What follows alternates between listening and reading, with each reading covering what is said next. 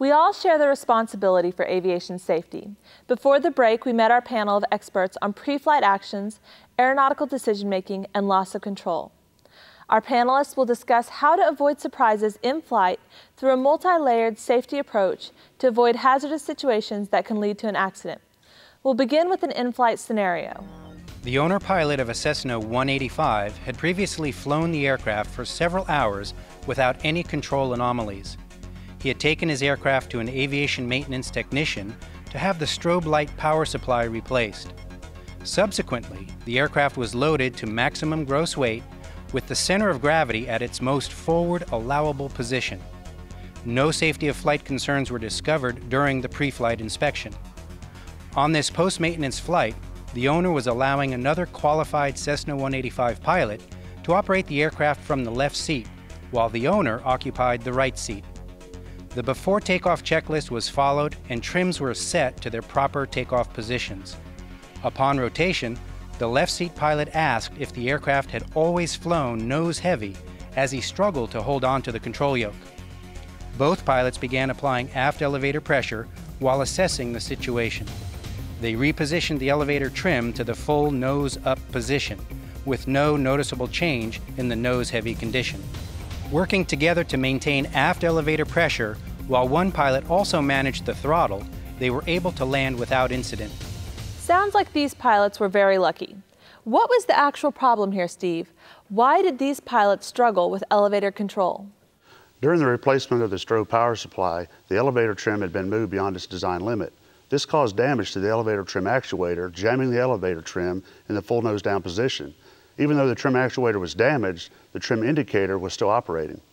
So, what was missed during the pre-flight that could have prevented this near accident? Was this just an incomplete pre-flight? Was it a legal pre-flight? And why wasn't the issue caught? Katrina, this was a legal pre-flight that had the potential to become lethal. The pilots conducted a complete pre-flight and positioned the trims in accordance with the checklist. Although the trim was jammed, the trim indicator was still able to move, giving the pilots a false trim position indication. So how could applying an advanced pre-flight have prevented this near accident?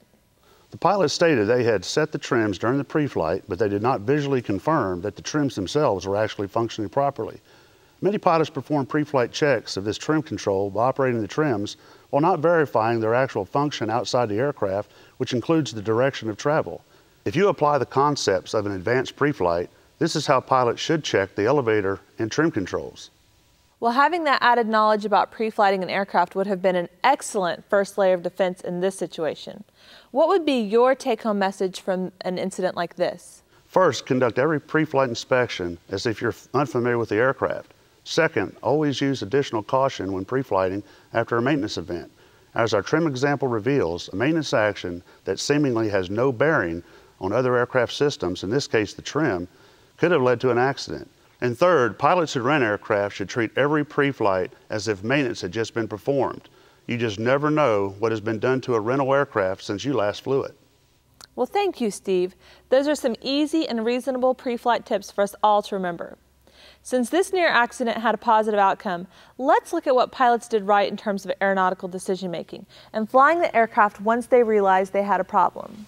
Janine and Rich, once the issue with the trim went undiscovered during pre-flight, what might the pilots have done differently with regard to aeronautical decision-making and aircraft handling? Well, Katrina, obviously the pilots worked well together to bring the aircraft back safely. From an observer's standpoint, it appears the pilots divided the manual workload, with both pilots applying back pressure to the yoke, while one of them also managed the throttle. This kept the aircraft under control. In a case like this, it is extremely important to communicate clearly and specifically to the other pilot what is going on. For example, the flying pilot would want to say that the aircraft is extremely nose heavy and how much force it is taking to keep it flying. Also, if they were at a controlled airport, they would want to declare an emergency and keep the conversation with air traffic control clear and concise. I agree. Of all the possible jammed control scenarios the pilots could have encountered, nose down is potentially the most difficult. Working together and not giving up, the pilots did the best they could under rather demanding circumstances. That said, too few pilots consider what they would or could do to fly an aircraft that has jam controls.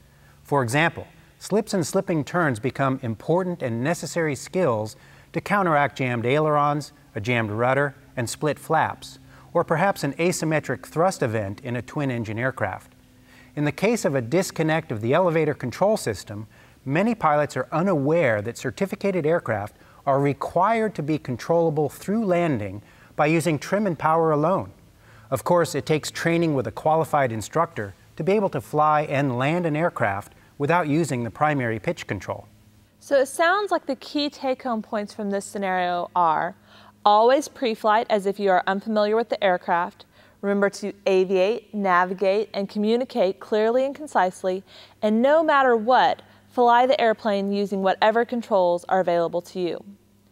Let's take a short break, then we'll analyze the chain of events that led to a loss of control event that did not end so positively.